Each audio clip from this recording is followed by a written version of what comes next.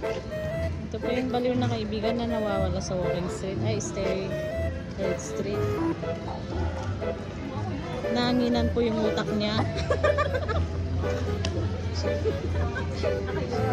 Nanginan po yung utak niya. Ayan o. Ayan po. Bigyan niyo lang po kahit 5 lang. Pangkata daw niya. Yun po yung mga kaibigan niya. Yan. Mga kaibigan niya o. Ayan o. Baliw.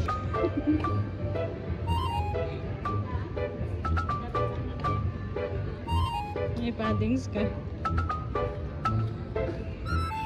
Diba? $15. Paano yung heels? Paano yung paa?